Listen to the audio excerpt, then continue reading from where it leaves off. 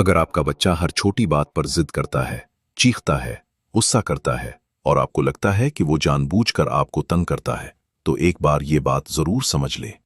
हर जिद्दी बच्चा बदतमीज नहीं होता। कुछ बच्चे बस अंदर से अटेंशन और कनेक्शन मांग रहे होते हैं।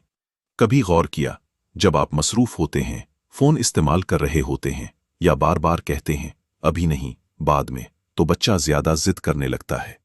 क्यों? क्योंकि बच्चे नेगेटिव अटेंशन लेना सीख जाते हैं। उन्हें लगता है अगर मैं अच्छे से बात करूंगा तो कोई नहीं सुनेगा, लेकिन अगर मैं चीखूंगा, रोऊंगा या जिद करूंगा तो सब मेरी तरफ देखेंगे। और फिर हम क्या करते हैं? गुस्सा, चीखना, धमकियां और वो जुमले जो बच्चे को अंदर से तोड़ देते हैं। तुम बहुत जिद्दी हो, तुम कभी नहीं सुधरोगे, बस अब चुप हो जाओ।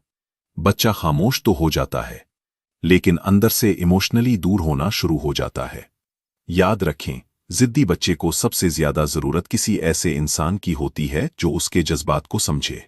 अगली बार जब आपका बच्चा जिद करे तो फौरन रिएक्ट ना करें।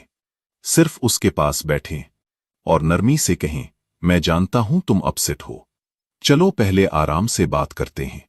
ये एक जुमला बच्चे के दिमाग को सेफ फील करवाता है, और जब बच्चा सेफ फील करता है तभी वो सुनना और सीखना शुरू करता है। अगर आप चाहते हैं कि आपका बच्चा चीखे बगैर बात मानना सीखे, तो पहले उसे ये एहसास दें कि आप उसके खिलाफ नहीं, उसके